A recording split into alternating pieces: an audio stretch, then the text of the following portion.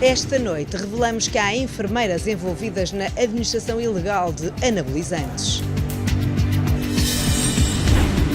Numa investigação profunda após o caso que chocou o país, detectámos que é muito fácil adquirir substâncias que circulam fora de controle. Em véspera de eleições para a reitoria da Universidade Aberta, confirmamos ilegalidades que já deram origem à abertura de um processo de crime no DIAP de Lisboa.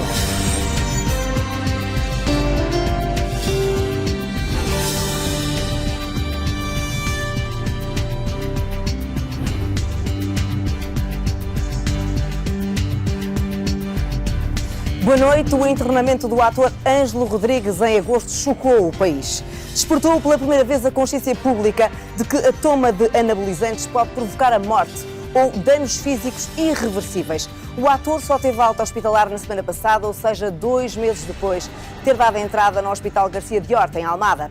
Esta semana, Ângelo Rodrigues iniciou tratamentos de fisioterapia, mas não são para já conhecidas eventuais sequelas do drama que o deixou entre a vida e a morte. E foi precisamente a gravidade do caso que nos levou a investigar. Detectámos enfermeiras implicadas na administração ilegal de anabolizantes. O flagrante delito foi captado pela nossa câmara oculta no posto de enfermagem do quartel dos bombeiros da Amadora. Além do crime que a enfermeira confessa, o 6º confirmou que também a clínica está ilegal. O ator Ângelo Rodrigues está a lutar pela vida num hospital após ter injetado testosterona. A notícia chocou o país, alertou a opinião pública para o perigo dos anabolizantes. O uso destas substâncias pode provocar a morte.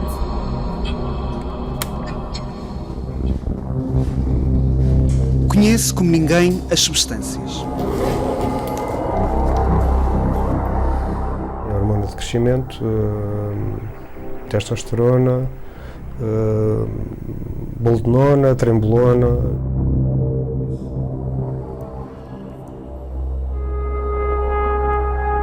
Em poucos minutos, Rui prepara e injeta uma dosagem.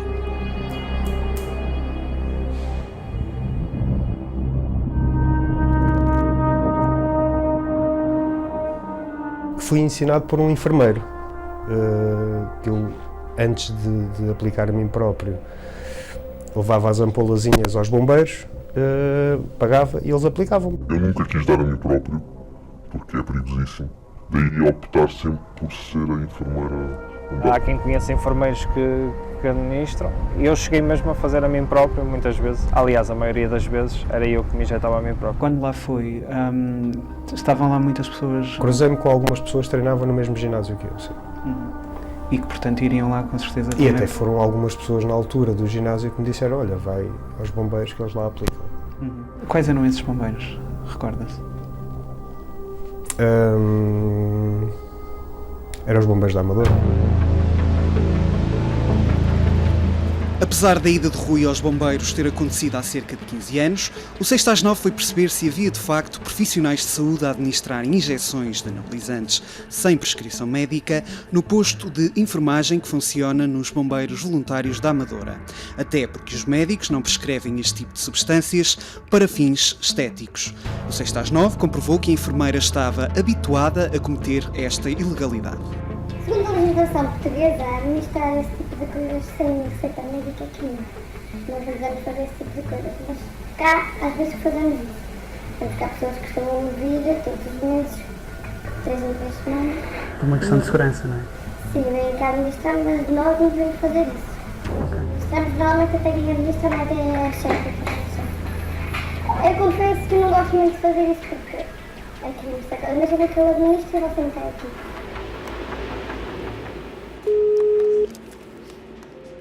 Está sim? Boa tarde, estou a falar com a enfermeira Conceição Fernandes.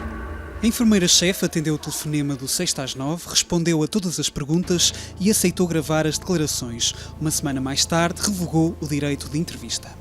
Então refuta tudo o que nos foi dito quando aí fomos aos bombeiros da Amadora. Confrontada com o flagrante delito, indignou-se e negou a prática de administração de anabolizantes sem prescrição médica. Garantiu que ninguém na equipa do posto de enfermagem o faz, mas a gravação, captada pelo 6 às 9, é clara.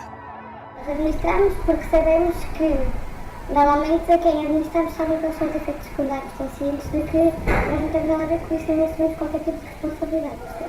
Isso é impossível de acontecer. Aquilo que essa enfermeira referiu está errado. Portanto, qualquer um de nós, num ato que pratica, seja de administração de medicação, seja no âmbito de uma consulta de enfermagem, seja num serviço, seja no privado, no público, no social, é sempre, mas sempre responsável pelos atos que pratica, sempre. A ingestão destes produtos pode criar perigo para a vida. E se a ingestão destes produtos pode criar perigo para a vida, podemos estar no domínio, no perímetro do crime de ofensa à integridade física grave. Também podemos falar de um crime menos graduado, menos grave, digamos assim, que é a ofensa à integridade física simples. Porquê? Porque desse crime não resultariam danos para aspectos sensíveis da vida do paciente, chamemos-lhe assim. Ao longo de 3 minutos de conversa, ficámos a saber tudo sem nunca tomarmos a injeção. Qual é o valor da administração? Já agora? Não sendo sócios bombeiros, deduzo que não seja? Não, porque eu até moro no centro de Lisboa, mas tenho lá malta no meu ginásio que me disse que tomavam aqui, por isso é que vim cá. Porque, como é lógico, eu prefiro fazer isto de forma segura, não é? Pois. Então, A fazer. sendo sócio, pagaria 2 euros, porque a administração não sendo sócio, são 3. São 3 euros. O posto de enfermagem com esta gerência funciona neste quartel dos bombeiros há 5 anos. A Associação Humanitária dos Bombeiros da Amadora arrendou o espaço por 100 euros por mês. O espaço é nosso, mas está alugado. E, como é evidente, só se houver uma situação de muito relevo é que nós intervimos. Se fosse o caso de termos conhecimento de que isto se estava a processar, é evidente que tínhamos que, possivelmente, reunir, falar e tomar alguma decisão. Mas afinal, qual é a natureza jurídica deste posto? No Portal da Justiça, a empresa está registada como um agente de comércio por grosso e a retalho e só na última linha surge também como atividade de serviços de enfermagem, algo que é confirmado pelos códigos de atividade económica da empresa. O principal corresponde a um agente de comércio por grosso, já o secundário diz respeito a atividades de enfermagem. O titular é o cônjuge da enfermeira-chefe e a morada da empresa corresponde à residência da família. Mas por aqui não há qualquer sinal que indica a presença de uma empresa. E porquê é que nós não a conseguimos encontrar na entidade reguladora da saúde? A enfermeira-chefe esclareceu-nos que se tratava apenas de uma funcionária da empresa. Ao 6/9, a entidade reguladora da saúde confirmou que o posto de enfermagem não se encontra registado na entidade que tem por missão regular a atividade dos estabelecimentos prestadores de cuidados de saúde, o que, em bom rigor, significa que o posto está a funcionar ilegalmente. Se alguém entrar num consultório médico, falar com alguém que julga ser médico, no âmbito de um consultório legalizado e vier a chegar à conclusão que, afinal, o consultório não tem autorização para funcionar, as pessoas que lá estão não têm habilitação clínica suficiente, etc. Então a pessoa, para além de se poder até sentir burlada, enfim, já deveríamos ir um pouco longe demais, estamos perante uma usurpação de funções na medida em que as pessoas simulam a existência de uma situação jurídica lícita quando ela, afinal, é ilícita. De acordo com a legislação, o funcionamento de um estabelecimento prestador de cuidados de saúde sem licença para tal é punível com uma coima que vai dos 2.000 a mais de 3.700 euros, no caso de se tratar de pessoa singular, e entre 4.000 a mais de 44.890 euros, no caso de se tratar de pessoa coletiva. Para além da coima, a entidade pode suspender a atividade do posto até que este comprove que tudo está regularizado. A administração de anabolizantes sem prescrição médica, debaixo do mesmo teto, surpreendeu a presidente da Associação Humanitária dos Bombeiros da Amadora. Tinha ou não conhecimento disto? Não.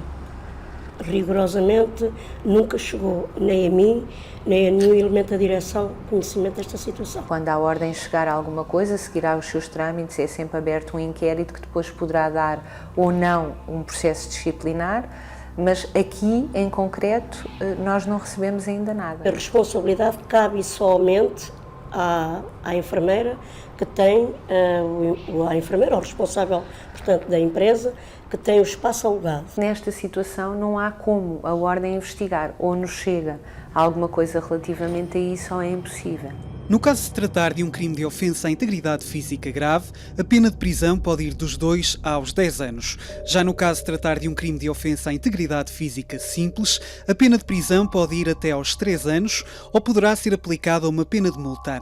Se se provar uma usurpação de funções, o crime é punido com pena de prisão até aos 2 anos ou com pena de multa até 240 dias. Mas apesar de tudo, quem conhece por dentro o mundo dos anabolizantes encontra justificações. As pessoas aparecem com uma injeção e eles, como enfermeiros, penso que terão consciência que é melhor, a pessoa vai aplicar de qualquer das formas e é melhor ser ele a aplicar do que estarem a recorrer a um amigo que os pode matar, não é? Pode aplicar a injeção oleosa numa veia e os pode matar. Não precisamos de equipas de saúde punitivas, mas precisamos ter equipas de saúde que explicam às pessoas os riscos e que de alguma maneira as acompanham nas suas decisões. É isto que é hoje a medicina, enfim, do século XXI, é uma medicina que acompanha as pessoas nas suas decisões, explicando os riscos, mas não os abandonando. A solução tarda a chegar e os crimes continuam a acontecer.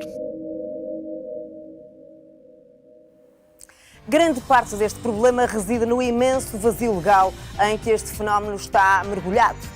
Há várias autoridades que intervêm em fases distintas, com competências diferentes e sem vasos comunicantes que lhes permitam ser verdadeiramente eficazes. A consequência está à vista. Se no mundo desportivo o controlo antidoping é minimamente dissuasor, no mundo dos ginásios, que tem cerca de 600 mil praticantes, tudo de ilegal pode acontecer. E o 6/9 verificou que de facto acontece, mesmo debaixo do olhar petrificado de todos aqueles que entendem que o melhor é respeitar a privacidade de cada um.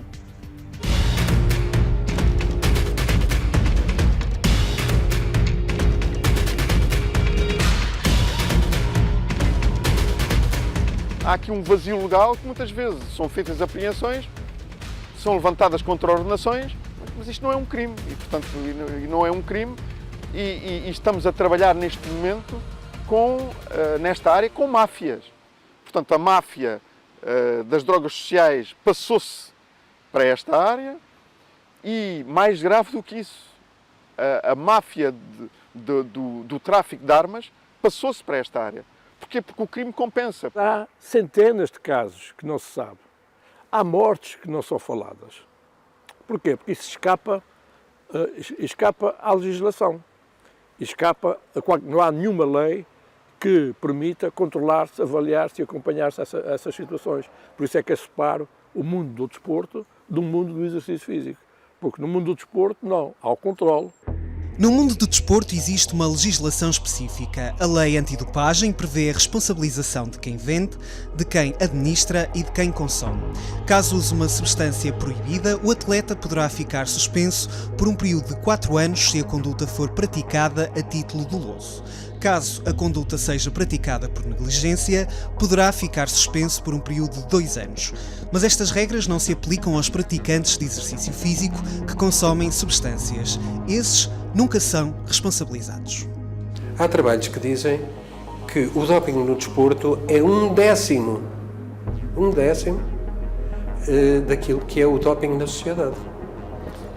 Ou seja, a ponta visível do iceberg é o desporto e tudo o resto está submerso. A ser assim, trata-se de uma preocupação, como digo, social, muito grave.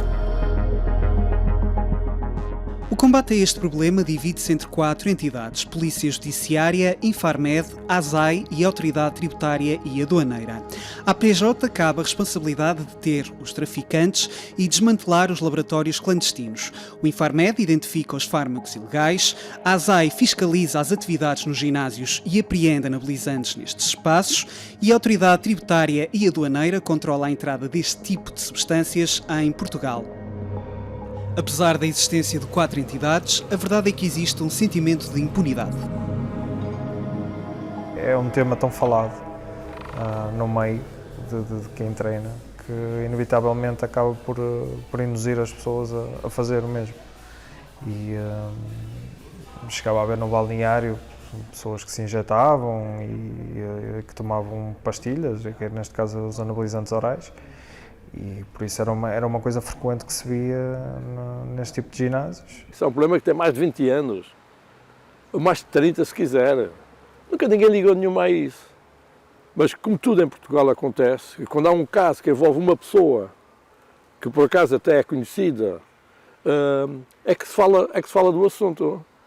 Mas quantos não há, como eu digo, quantas pessoas não há que já ficaram profundamente lesadas na sua saúde por consumirem isso? Desde 2016 até 2019, cerca de 39 mil unidades de medicamentos, sejam eles esteroides, hormonas e outro tipo de medicamentos desta área do medicamento, foram apreendidos.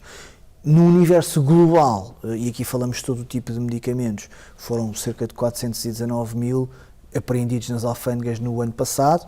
De acordo com a ASAI, entre 2017 e o primeiro semestre de 2019, foram apreendidas mais de 14 mil unidades de suplementos alimentares e anabolizantes, após operações de fiscalização em espaços como ginásios e farmácias. Quem tem responsabilidade de supervisionar os ginásios e academias é a ASAI. Mas sabemos que a ASAI está mais vocacionada para as condições do enquadramento técnico, saber se os técnicos estão certificados ou não, é um ponto muito importante. Segundo, sobre as condições de higiene, de segurança das próprias instalações, isso é feito. Agora, em termos dos utilizadores e daquilo que eles fazem nos ginásios, ninguém controla. Os ginásios são completamente contra o uso de substâncias proibidas. Os ginásios obedecem a uma legislação. Nesta, é possível ler-se que é proibido recomendar ou comercializar quaisquer substâncias ou métodos que constem da lista a que se refere o artigo 8º da Lei Antidopagem no Desporto, da qual fazem parte os anabolizantes. A coima varia entre os 1.000 e os 2.000 euros para pessoas singulares e entre 2.000 e 4.500 euros para pessoas coletivas. Nós não somos entidade fiscalizadora, portanto, essa é a parte que não nos compete a nós. Eventualmente, falta a parte das autoridades que têm essas competências fiscalizadoras de atuarem em situações como as que neste momento são públicas e atuarem de uma forma imediata e concreta e eficaz. Contactada pelo 6 às 9, a ASAI não esclarece quantas vezes foi aplicada esta coima. Uma má gestão, uma má utilização dos dinheiros, que são dinheiros públicos. Nunca lesei a universidade, nunca. Abriu um procedimento disciplinar, dada a gravidade, foi feita a participação ao Ministério Público. Um caso de polícia numa universidade pública portuguesa para ver já a seguir. Ainda no mundo perigoso dos anabolizantes, a ASAI não sabe quantas vezes aplicou coimas aos ginásios. A PJ, nos últimos 3 anos, desmantelou 6 redes de tráfico, mas após julgamento só 3 traficantes foram condenados e apenas suspensas. Resultado, a ineficácia do sistema de combate a este crime, que atenta contra a vida humana, é tanta que o 6 às 9 confirmou presencialmente que é possível comprar anabolizantes em qualquer lado, até em frente a uma esquadra da PSP.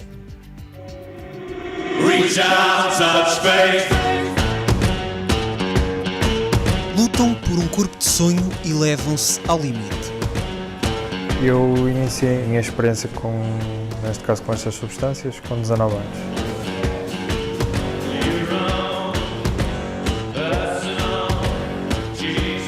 Muitos ficam reféns da imagem. De facto, uma pessoa sente-se muito bem enquanto está a utilizar. Para obterem melhores resultados de forma mais rápida, recorrem a anabolizantes. Tinha atingido o que eu pensava que era o meu limite genético e então achei que estava na altura de finalmente tomar algumas drogas de aumento de performance, digamos assim.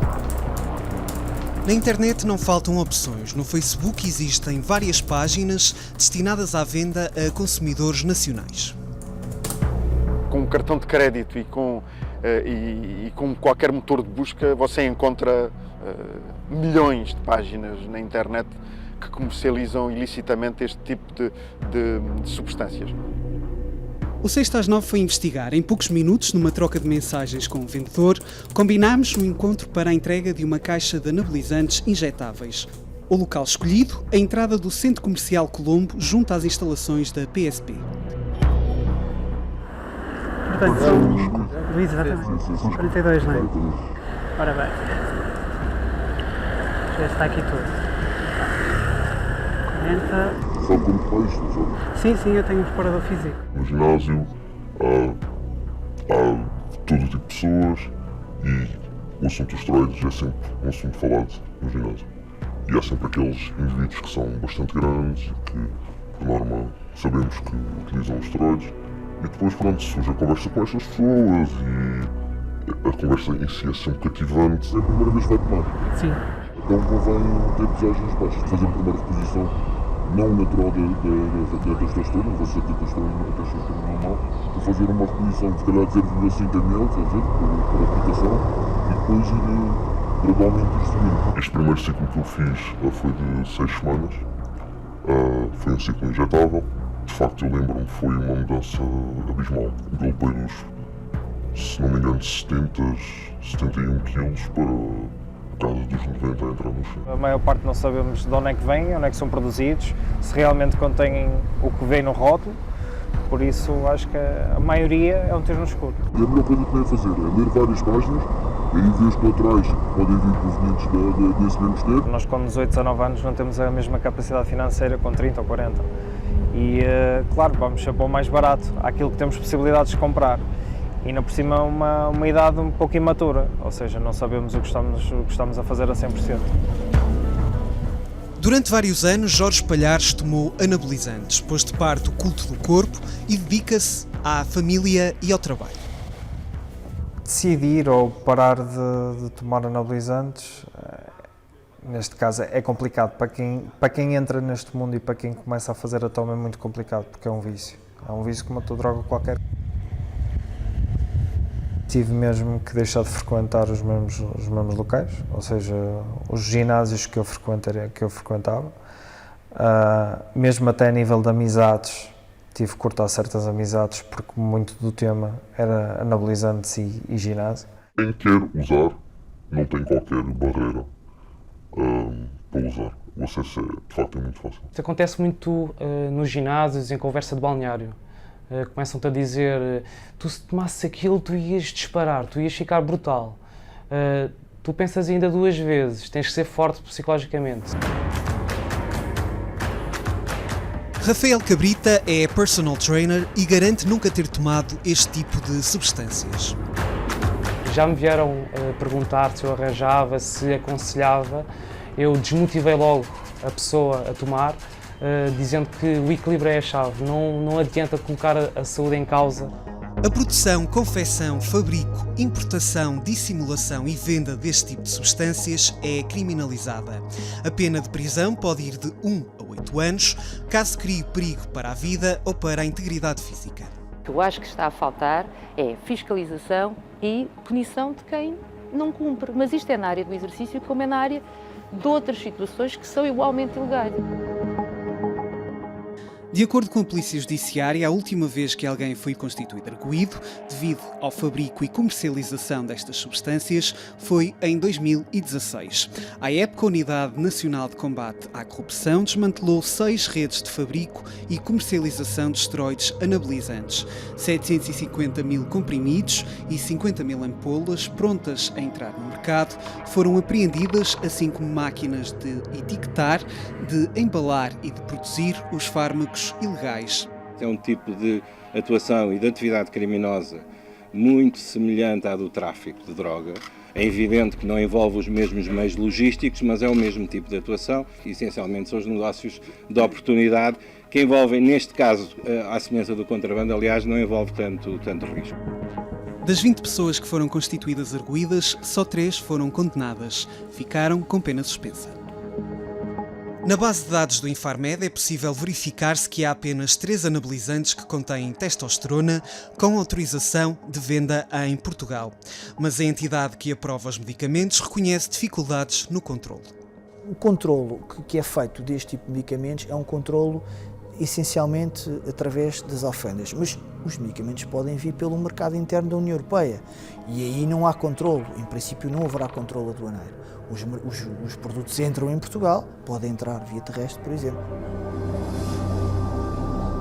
Os esteroides anabolizantes são compostos sintéticos que imitam os efeitos das hormonas produzidas naturalmente pelo corpo.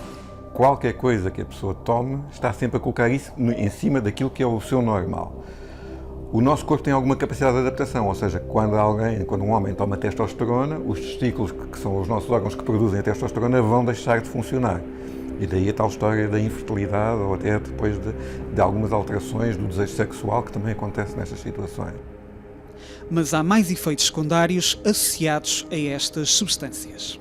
Não sabia o que é que poderia acontecer, nem sabia tampouco que poderia acontecer efeitos secundários mais graves. Lembro perfeitamente que na primeira toma que eu fiz de anabolizantes, eu tive uma semana sem a produção de espermatozoides, que foi uma coisa que me assustou na altura. Para mim o pior foi de facto a criação de ginecomastia. Ginecomastia é quando começa a crescer ao homem, as glândulas mamárias começam a crescer ligeiramente. Sobretudo com algum tipo específico de esteroides anabolizantes, a glândula mamária cresce e pode inclusive com esse crescimento dar algum tipo de dor ou pelo menos um incómodo.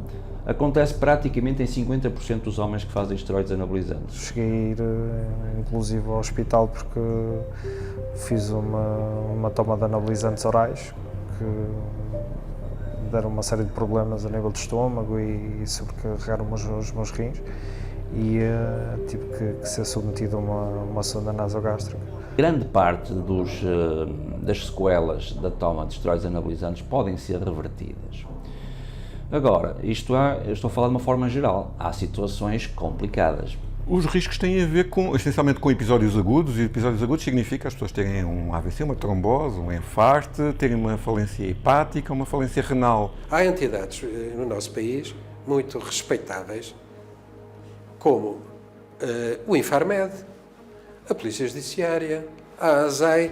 Eu acho que é do cruzamento, do esforço de todas estas entidades com as suas competências específicas que deve resultar um ataque a este problema, que é um problema que existe, não vale a pena escondermos.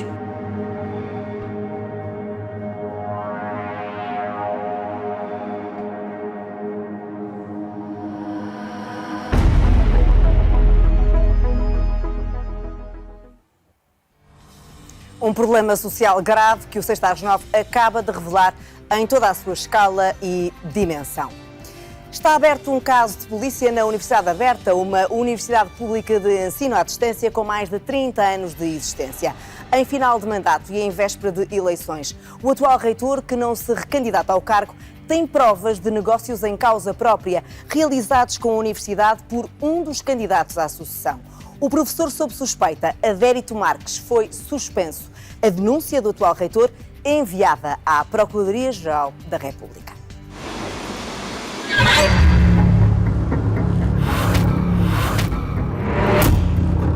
Uma má gestão, uma má utilização dos dinheiros, que são dinheiros públicos. Nunca lesei a universidade, nunca. Eu não poderia permitir que essas situações fossem branqueadas, portanto, abriu um procedimento disciplinar. Eu cumpri a lei estritamente.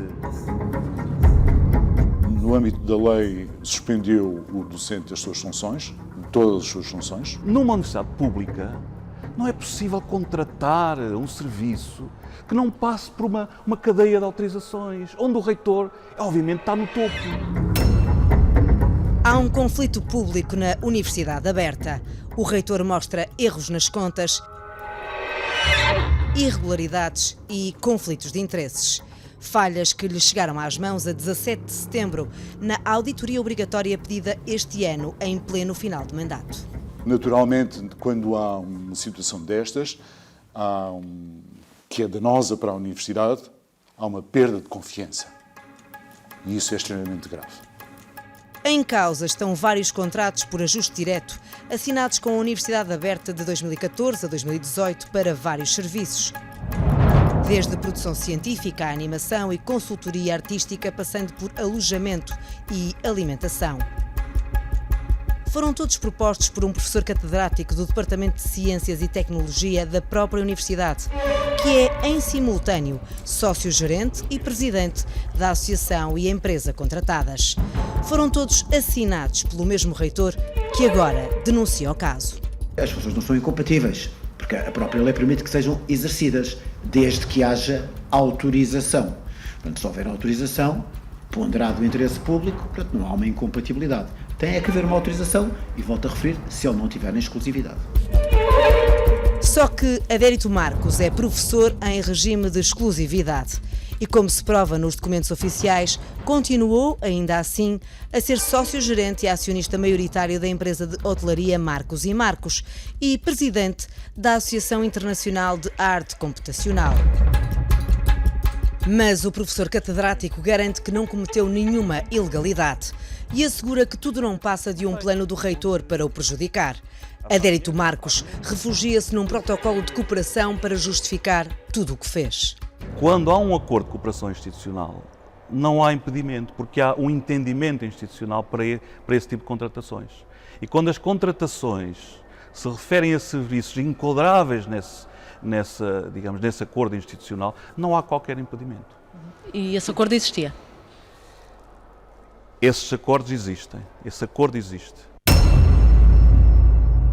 A lei é muito clara relativamente a esse tipo de situações. Independentemente da contratação da associação dele, a verdade é que o protocolo não legitima nem que o professor tenha tido intervenção no procedimento tendente à contratação das suas empresas, justamente porque não podia ter intervenção nesse procedimento, e muito menos legitima que ele possa acumular as funções privadas, se não foi autorizado. O protocolo de cooperação entre a Universidade Aberta e a Associação Artec foi estabelecido a 22 de outubro de 2015, por proposta do próprio professor, agora sob suspeita. Previa que não existiriam implicações financeiras diretas e que qualquer alteração deveria ser feita através de uma adenda. O anexo foi elaborado no dia seguinte, mas nele pode ler-se que a promoção e a angariação do financiamento caberiam sempre à Artec.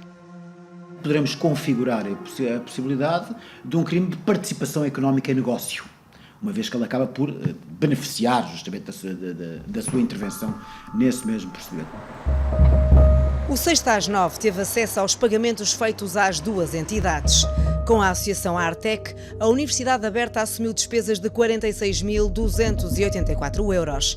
Com a empresa Marcos & Marcos, o valor foi de 2.165 euros e 81 cêntimos. No total, entre 2014 e 2017, a empresa e a associação do professor Adérito Marcos lucraram mais de 48 mil euros. Neste documento diz também que desde 2014 foram detectados esses atos ilícitos. Eram sempre contratadas as mesmas duas empresas. Os serviços da faculdade não detectaram nada até agora. Sobre essa matéria tenho a maior reserva para me pronunciar, porque é uma matéria reservada, mas os serviços da Universidade têm modelos de monitorização. Tudo o que eu fiz como investigador coordenador e como investigador coordenador de projetos nacionais e internacionais foram feitos no estrito cumprimento da lei. Estrito cumprimento da lei. Por vezes, internamente, não faltam documentos, faltam normas, mas no que tem a ver com a lei foi tudo feito no estrito cumprimento da lei. Eu considero uma pessoa impoluta. Claro que não sou um santo. À frente da Universidade Aberta há 8 anos, Paulo Dias garante, em final de mandato, que não podia ficar de braços cruzados perante um caso que envolve um candidato à sucessão. Esses ilícitos têm que ser corrigidos, naturalmente. Isso passa obrigatoriamente pela abertura de um procedimento disciplinar sobre o autor. Foi necessário fazer esse procedimento disciplinar com suspensão das atividades do responsável, do coordenador do projeto. E, naturalmente, dada a gravidade desses ilícitos, que eu não posso permitir, dada a gravidade, repito, foi feita a participação ao Ministério Público. Se eu não pratiquei, posso demonstrá-lo. No fórum certo, não vou fazê-lo, como é óbvio aqui, à frente das câmaras de televisão. Eu posso demonstrá-lo. E por isso dá uma serenidade de poder dizer nada temo porque nada devo. Ao 6 às 9, a Procuradoria-Geral da República confirma que foi aberto um inquérito-crime muito recente, que se encontra em segredo de justiça e não tem arguídos constituídos. Suspenso de funções, impedido de entrar na universidade, investigado pelo Ministério Público, Adérito Marques diz, ainda assim, estar à altura do cargo que quer ocupar a partir da próxima segunda-feira. Não há nada contra mim. Quer dizer, hoje em dia a lei permite que qualquer pessoa possa se candidatar a um lugar de reitor, não é? O cidadão Adérito Marques, sobre quem não existe, não impende qualquer condenação, e consta-me que o Sr. Reitor, em pleno Conselho Geral, já admitiu que não tem nada contra mim, portanto, de substância, não tem nada contra mim, e, portanto, o meu advogado disse-me, em última instância, estando suspenso de funções, não se apresente como professor da Aberta, como candidato. Obviamente eu não posso tirar a minha capa, mas apresente-se como um investigador do seu centro de investigação. A Presidente do Conselho Eleitoral não quis gravar a entrevista, mas confirmou que, apesar das suspeitas, não há nada no regulamento que impeça Adérito Marques de concorrer ao cargo de reitor. Eu, se soube essa matéria, tenho a maior reserva, como é óbvio. A lei permite que seja candidato a reitor, e a Universidade tem que cumprir a lei. E o reitor tem de cumprir a lei também. Quanto ao mais, será o Conselho Geral, que é o órgão que elege o reitor, a decidir perante todas estas situações que já aqui identificamos, de uma forma generalista, não é? Dentro daquilo que é possível. O reitor da Universidade Aberta assume não ter chamado, como é habitual, a Inspeção-Geral da Educação para confirmar as alegadas irregularidades financeiras. Por essa mesma razão, ao 6 às 9, o Ministério do Ensino Superior garante não ter conhecimento deste caso que envolve uma universidade pública. Foi o 6 às 9, onde quer que esteja, de norte a sul ou até mesmo fora do país, desejo-lhe uma boa noite e um ótimo fim de semana. Voltamos a ver-nos, como sempre, na próxima sexta, às 9. Boa noite.